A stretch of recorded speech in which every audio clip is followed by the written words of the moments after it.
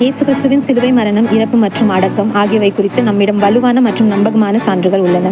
ரோமானிய வீரர்களால் காவல் காக்கப்பட்டு வந்த கல்லறையிலிருந்து அவரது உடலை திருடியிருப்பது சாத்தியமற்றது என்பதை நாம் கண்டோம். இயேசு இறந்தார், அடக்கம் செய்யப்பட்டார் மற்றும் அவரது சரீரம் காவல் காக்கப்பட்டது என்று சான்றுகள் சுட்டிக்காட்டுகின்றன.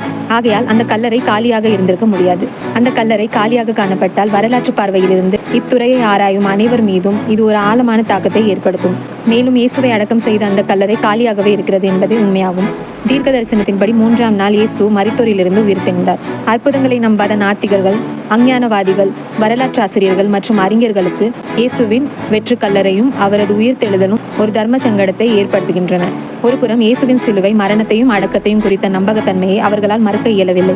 மறுபுறம் இந்த வெற்று கல்லறை அவர்களால் எவ்வித விளக்கத்தையும் அளிக்க இயலவில்லை. அவர்கள் தங்கள் நாத்திக கண்ணோட்டத்திலிருந்து விலகி நின்று உண்மையை அது உள்ளபடியே நோக்கினால் இயேசு உயிர்த்தெழுந்ததாலேயே அந்த கல்லறை வெறுமையாக இருக்கிறது என்பதை அவர்கள் உணர்ந்து கொள்வார்கள்.